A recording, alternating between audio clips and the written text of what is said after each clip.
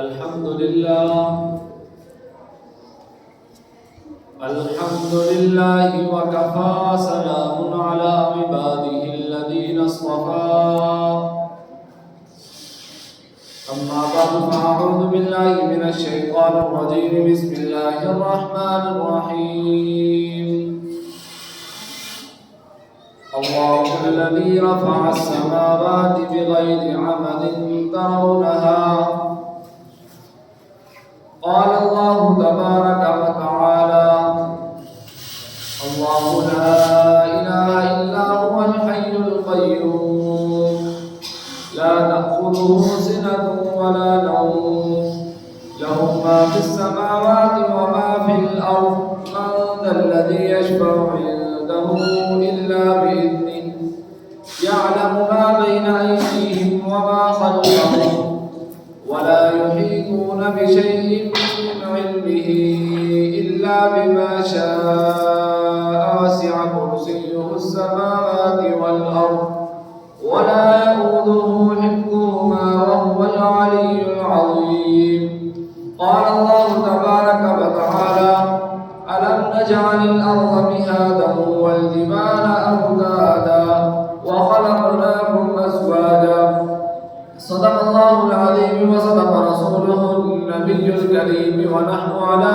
ذلك لمن الشاهدين والشاكرين والحمد لله رب العالمين. سامعین محترم، اللہ تبارک و تعالیٰ کا بہت فضل و کرم ہے کہ اللہ تبارک و تعالیٰ نے ہمیں نبی کریم صلی اللہ علیہ وسلم کی امت میں پیدا کیا، اور اللہ تبارک و تعالیٰ کا اس پر بھی بہت زیادہ شکر اور فضل و کرم ہے کہ اللہ تبارک و تعالیٰ نے ہمیں انسان بنا کر بھیجا ہے، اور اللہ تبارک و تعالیٰ نے ہماری نسبت قرآن پاک کے ساتھ اور حضرت محمد صلی اللہ علیہ وسلم کے ساتھ جوڑی ہے۔ اس پر جتنا شکر ادا کیا جائے اتنا ہی کم ہے، اور اللہ تبارک و تعالیٰ نے آپ صلی اللہ علیہ وسلم کے ذریعے کلمہ لا الہ الا اللہ محمد رسول اللہ ہم تک پہنچایا ہے، اور یہ اسلام کا بنیادی کلمہ ہے، لا الہ الا اللہ محمد الرسول اللہ۔ اور اس کلمے میں دو طرح کی چیزوں کا ذکر ہے، ایک اللہ تبارک و تعالیٰ نے اپنی ذات کا تعارف کروایا ہے کہ میں ہوں کون، اور دوسرا محمد الرسول اللہ حضور صلی اللہ علیہ وسلم کی ذات اقدس کا تعارف کروایا ہے۔ لا الہ الا اللہ کہ دنیا میں جو کچھ بھی ہو رہا ہے کرنے والی ذات صرف اور صرف اللہ تبارک و تعالیٰ کی ذات ہے، کہ اللہ تبارک و تعالیٰ کے علاوہ کوئی کچھ نہیں کر سکتا۔ اس بات کا یقین دل میں آ جائے کہ آسمان، چاند، سورج، ستارے، بارش کا آنا، بادلوں کا آنا، ہواؤں کا چلنا، کہ ہر چیز پر اللہ تبارک و تعالیٰ ہی کرتے ہیں، اللہ تبارک و تعالیٰ کے علاوہ کوئی کچھ نہیں کر سکتا۔ اور اللہ تبارک و تعالیٰ نے خود قرآن پاک میں اپنی ذات کا تعارف بھی کروایا کہ میں ہوں کون۔ اللہ تبارک و تعالیٰ قرآن پاک میں ارشاد فرما رہے ہیں اللہ الذی رفع السماوات بغیر عمد ترونها، کہ میں وہ ذات ہوں کہ جس نے ساتوں آسمانوں کو آپ کے اوپر بلند کیا ہے، بغیر عمد بغیر کسی ستون کے کھڑا کر کے دکھایا ہے۔ اور اللہ تبارک و تعالیٰ آگے ارشاد فرما رہے ہیں ترونها، کہ آپ اسے دیکھ بھی رہے ہو کہ سارا کا سارا نظام یہ میں نے بنایا ہے۔ آج ہمارے معاشرے میں کیا لفظ بولے جاتے ہیں کہ گھر کو میں چلا رہا ہوں، فیکٹری میں چلا رہا ہوں، مدرسہ میں چلا رہا ہوں، دکان میں چلا رہا ہوں، گھر میں چلا رہا ہوں، حالانکہ ایسی بات نہیں ہے۔ اللہ تبارک و تعالیٰ خود ارشاد فرما رہے ہیں کہ میں کر رہا ہوں، اور حدیث پاک میں آتا ہے کہ جب انسان کسی کام کی نسبت اپنی ذات کی طرف کرتا ہے تو اللہ تبارک و تعالیٰ کا عرش ہل جاتا ہے۔ اللہ تبارک و تعالیٰ فرشتوں سے کہتے ہیں کہ دیکھو کر میں رہا ہوں، یہ بندہ کہہ رہا ہے کہ میں کر رہا ہوں۔ اور دنیا کے سارے نظام کو چلانے والی ذات صرف اور صرف اللہ تبارک و تعالیٰ کی۔ اللہ تبارک و تعالیٰ نے قرآن پاک میں ایک اور جگہ ارشاد فرمایا اللہ لا الہ الا هو الحی القیوم، کہ میں وہ ذات ہوں جس کا کوئی معبود نہیں، کوئی شریک نہیں، اور میری ذات ہمیشہ زندہ رہنے والی ذات ہے اور ہمیشہ قائم رہنے والی ذات ہے۔ لا تأخذه سنة ولا نوم، اللہ تعالیٰ کہہ رہے ہیں کہ میں وہ ذات ہوں جس کو نہ نیند آتی ہے اور نہ ہی اس کو اونگ آتی ہے۔ لہو ما فی السماوات و ما فی الارض، اللہ تبارک و تعالیٰ کہہ رہے ہیں کہ آسمانوں اور زمینوں کو میں نے پیدا کیا۔ من ذا الذی یشفع عنده الا باذنہ، اللہ تبارک و تعالیٰ ارشاد فرما رہے ہیں کہ میرے پاس کسی کی کوئی سفارش نہیں چلے گی، الا باذنہ، جس کو میں اجازت دوں گا صرف اور صرف وہ سفارش کر سکے، اس کے علاوہ میرے پاس کسی قسم کی کوئی سفارش نہیں چلے گی۔ یعلم ما بین ایدیہم وما خلفہم، اللہ تبارک و تعالیٰ ارشاد فرما رہے ہیں کہ آپ کے جو آج حالات ہیں ان کو بھی میں جانتا ہوں، آج سے پہلے کے حالات کو بھی میں جانتا ہوں، اور آج کے بعد آپ کے جو حالات ہوں گے وہ بھی میں ہی جانتا ہوں۔ اللہ تبارک و تعالیٰ کے علاوہ کوئی نہیں جان سکتا۔ وَلَا يُحِيطُونَ بِشَيْءٍ مِّنْ عِلْمِهِ إِلَّا بِمَا شَاءَ، اللہ تعالیٰ کہہ رہے ہیں کہ جو سارا کا سارا نظام چل رہا ہے اس کا علم میرے پاس ہے۔ إِلَّا بِمَا شَاءَ، جس چیز کا علم میں آپ کو دینا چاہتا ہوں صرف اور صرف اس چیز کا علم آپ کو دے دوں، وگرنہ سارا کا سارا علم میرے پاس ہے۔ وسع کرسیہ السماوات والارض، اللہ تبارک و تعالیٰ کہہ رہے ہیں کہ میری کرسی اتنی بڑی ہے کہ سارے کے سارے آسمانوں اور زمینوں کے نظام کو اپنے نیچے دیے ہوئے، ان سب سے بڑی ہے۔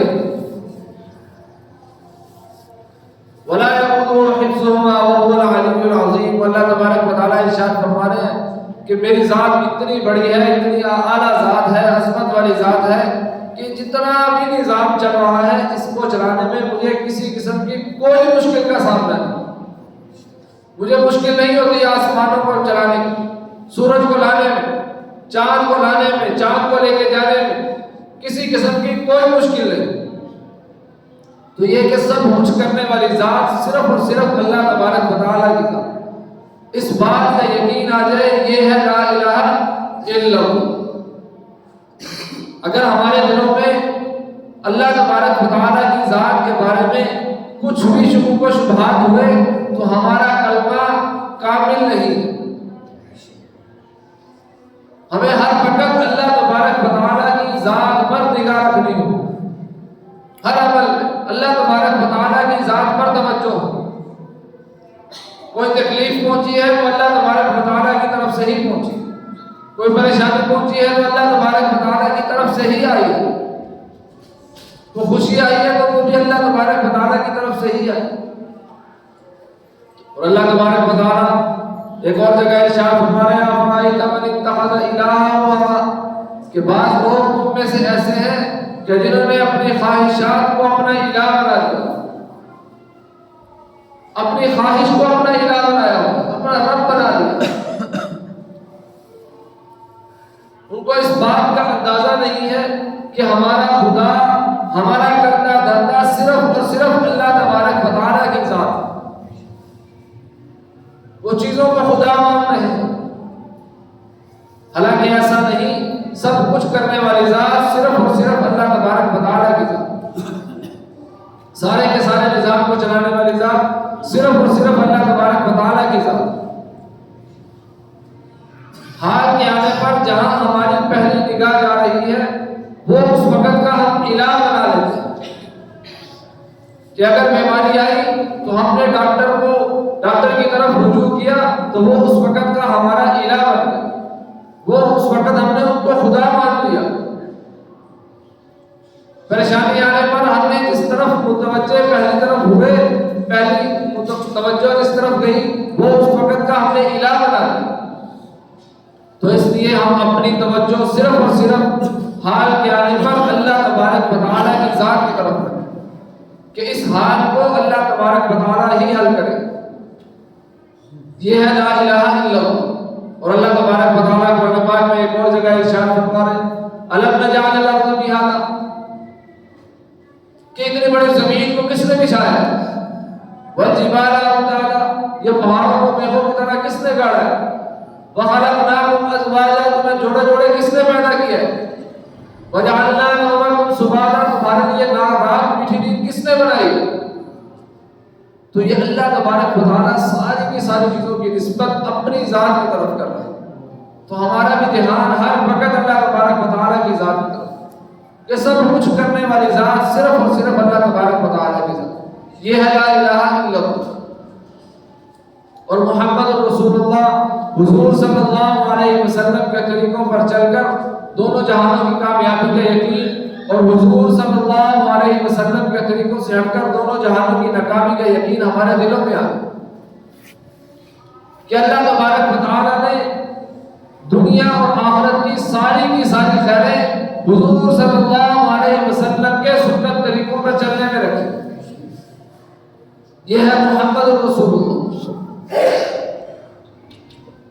کہ ہر سنت پر ہم عمل کرنے والے ہیں، ہر سنت کو دیکھ کر اس کو اپنی ذات پر اپنانے والے ہیں۔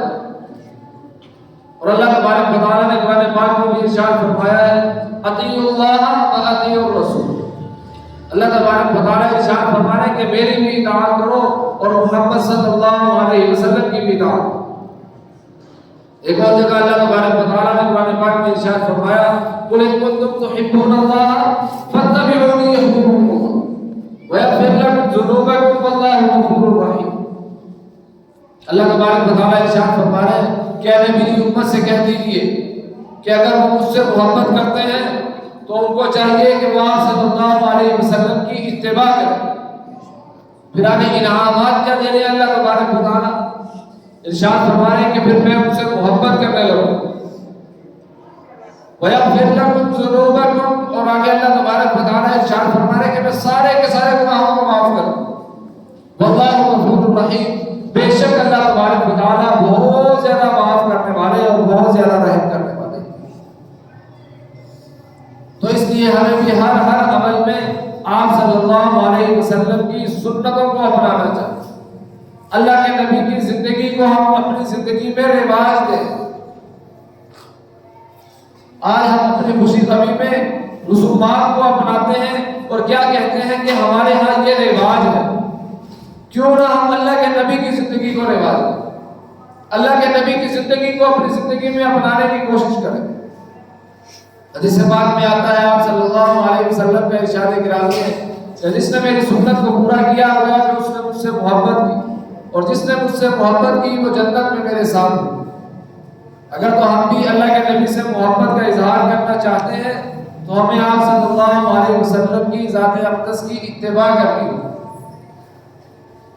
کیا آپ صلی اللہ علیہ وسلم کی ہر سنت کو اپنانا ہوگا، کھانے پینے میں، اٹھنے بیٹھنے میں، رہنے سہنے میں، ہر عمل میں ہمیں آپ صلی اللہ علیہ وسلم کی سنت کو دیکھ کر چلنا ہوگا کہ اللہ کے نبی نے زندگی کیسے گزاری، وقت کیسے گزارا، کھایا کیسے، پیا کیسے، آرام کیسے کیا، گھر والوں کے ساتھ کیا برتاؤ کیا، راستے میں کیسے چلے، کاروبار کیسے کیا۔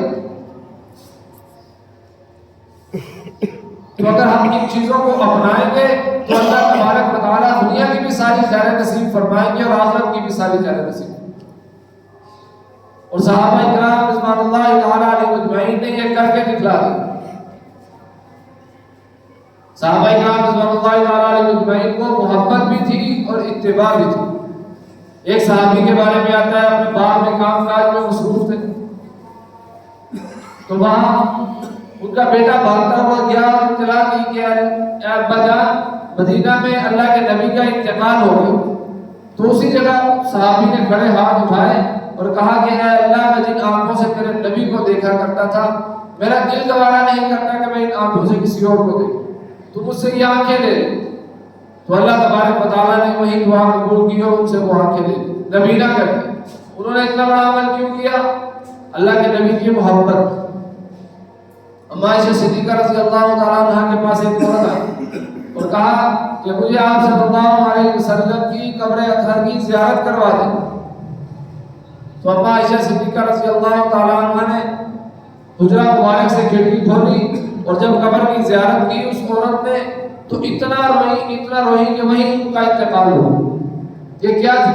محبت تھی، اللہ کے نبی سے محبت۔ آج ہمیں اللہ کے نبی کی زندگی اپنانی اس لیے مشکل لگتی ہے کہ ہمارے دلوں میں محبت نہیں ہے۔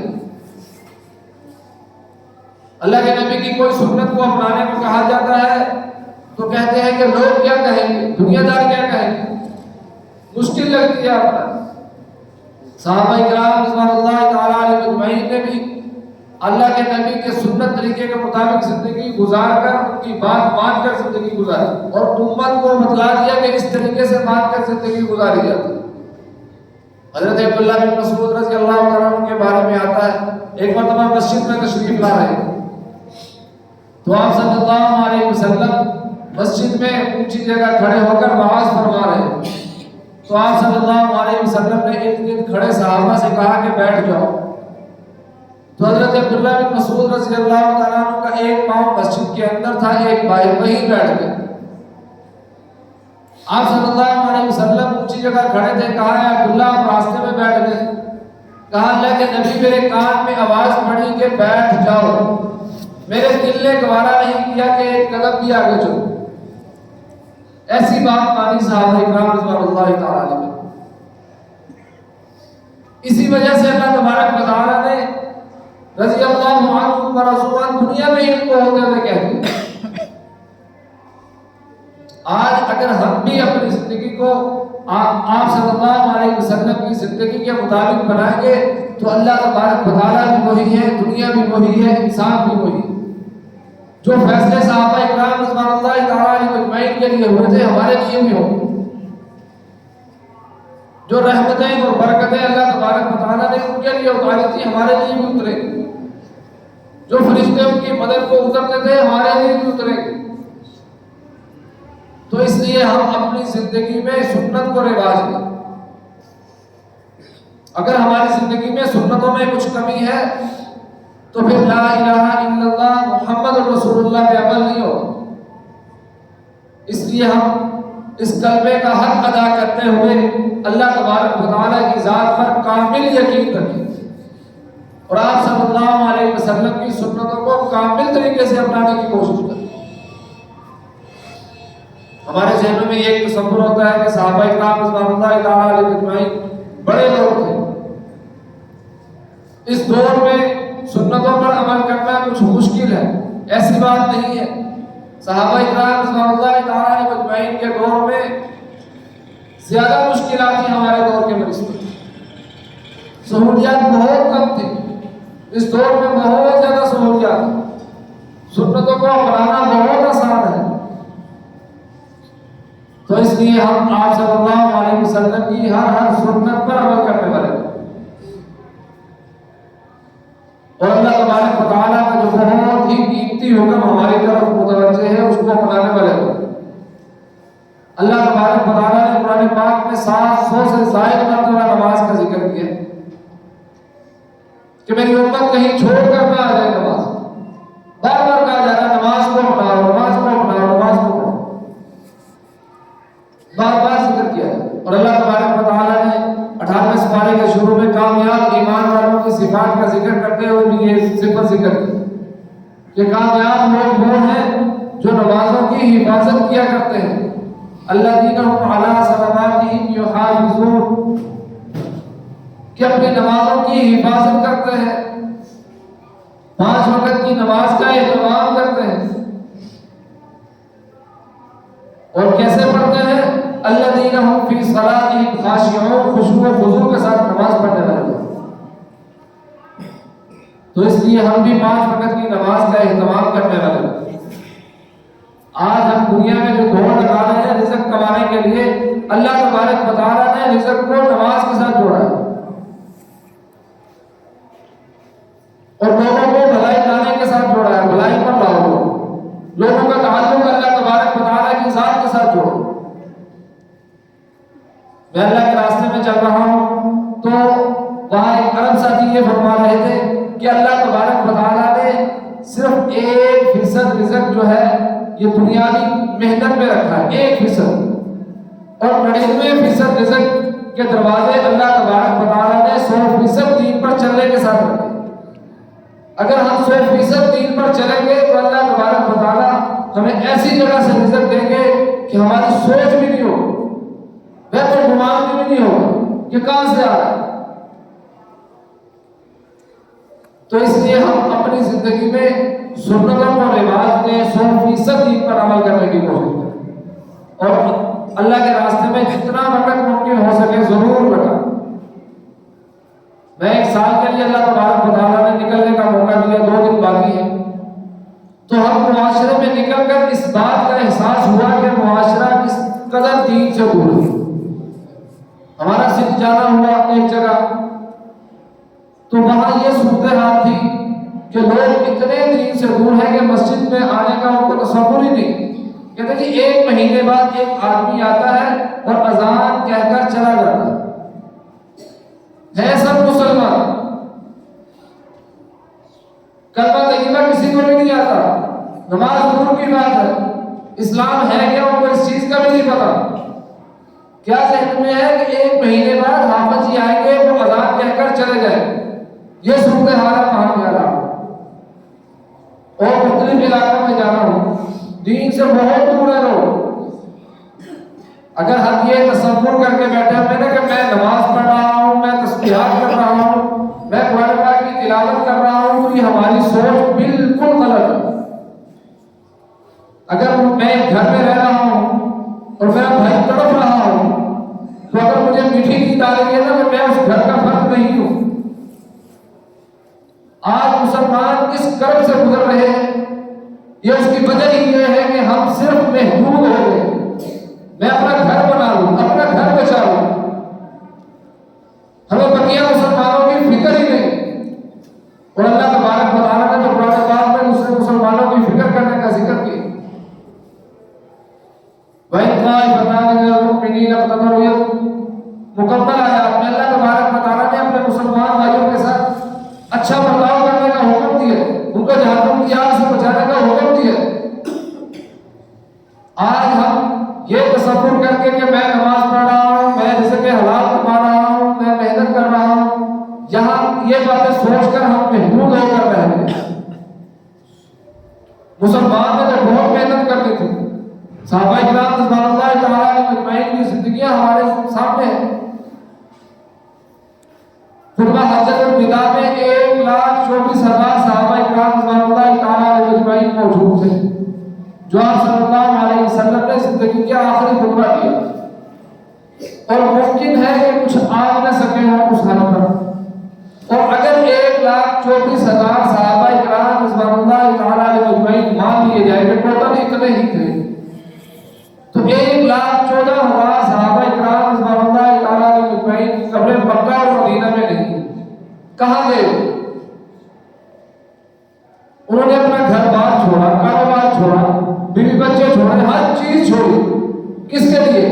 صرف اور صرف دین اسلام پوری دنیا میں آؤں گے۔ 2,000 صحابہ کرام رضوان اللہ تعالیٰ علیہم اجمعین کی قبر مکہ میں موجود ہے اور 8,000 کی مدینہ میں موجود ہے۔ بقیہ 1,14,000 صحابہ کرام رضوان اللہ تعالیٰ علیہم اجمعین کہاں گئے؟ صرف اور صرف اس کلمے کو لے کر نکلے۔ آج ہم یہ کیوں تصور کر بیٹھے ہیں کہ میں اپنی نماز پڑھ رہا ہوں تو سب کچھ کر رہا ہوں؟ ایسی بات نہیں۔ اگر ایسا معاملہ ہوتا تو اللہ تبارک و تعالیٰ اس بستی کو نہ پلٹتے جو بنی اسرائیل کی تھی، جو فرشتوں کو حکم دیا تھا کہ اس بستی کو پلٹ دو۔ فرشتے جب اس بستی کی طرف گئے اور جا کر دیکھا کہ ایک بندہ نماز تلاوت ذکر میں لگا ہوا ہے، اور جا کر اللہ تبارک و تعالیٰ کو پیغام دیا کہ ایک بندہ ایسا ہے جو نماز بھی پڑھ رہا ہے، تلاوت بھی کر رہا ہے اور ہر وقت آپ کو یاد کر رہا ہے، کہا کہ ایسا کرو بستی اوپر لاؤ اور اس کے نیچے رکھ کے اس کے اوپر بستی پڑھاؤ۔ کیوں؟ کہ وہ صرف اور صرف اپنی نماز پڑھ رہا ہے، اپنی تلاوت کر رہا ہے، اپنا ذکر کر رہا ہے، کسی دوسرے کو نماز کا نہیں کہتا، کسی دوسرے کا خیال نہیں رکھتا، کسی دوسرے کی فکر نہیں کرتا۔ تو اس لیے ہم اپنے ذہنوں سے یہ بات نکالیں کہ صرف اور صرف میں جو کر رہا ہوں میرے لیے اتنا کافی ہے۔ اگر جنت میں جانا تھا تو انہوں نے گردنیں کیوں کٹوائی؟ اگر جنت میں جانا اتنا ہی آسان ہوتا تو وہ گردنیں کیوں کٹواتے؟ گھر بار کیوں چھوڑتے؟ ان کو پتا تھا کہ محنت اور کوشش کرنی ہے، گھر بار چھوڑنا ہے، مشقتیں برداشت کرنی ہے، ماریں کھانی ہے، پھر ہی جا کے جنت ملے۔ اور سارے کے سارے صحابہ اکرام رضوان اللہ تعالیٰ علیہم اجمعین کے دلوں میں کیا بات تھی کہ دین پر سب کچھ لگ جائے، دین آپ ہو جائے۔ واقعات شاہد ہے ہمارے سامنے، چھوٹے چھوٹے بچوں کا جذبہ، عورتوں کا جذبہ۔ حضرت خدیجہ رضی اللہ عنہا 4 بچے شہید ہو گئے، کہا کہ میں نے ان کو جنا ہی اسی دن کے لیے، پیدا ہی اسی دن کے لیے کیا۔ ایک صحابیہ اللہ کے نبی کی مجلس میں حاضر ہوئے، کہا کہ میرا یہ دودھ پیتا بچہ ہے، اس کو غزوے میں ساتھ لے جائے۔ اللہ کے نبی نے کہا یہ دودھ پیتا بچہ کیا کام دے گا؟ کہ اللہ کے نبی جس بچے کے، جس مجاہد کے پاس جان نہیں ہوگی نا اپنی جان بچانے کے لیے، تو میرا بچہ سامنے کر کے اپنی جان بچا۔ عورتوں کا یہ جذبہ تھا۔ آج ہمارے جذبے کہاں چلے گئے؟ مسلمان کیوں سو گئے؟ اگر ہم محدود ہیں تو ہم اللہ کے نبی کے ساتھ، صحابہ اکرام رضوان اللہ تعالیٰ علیہم اجمعین کے ساتھ اور اللہ تبارک و تعالیٰ کے دیے ہوئے دین کے ساتھ ہم وفاداری نہیں کر رہے۔ تو اس لیے ہمیں اللہ تبارک و تعالیٰ کے راستے میں نکلنا ہوگا، اپنے مسلمانوں کو اجاگر کرنا ہوگا اور مسلمانوں کے ایمانوں کو اتنا مضبوط کرنا ہوگا جیسے صحابہ اکرام رضوان اللہ تعالیٰ علیہم اجمعین کے بھی ایمان تھے۔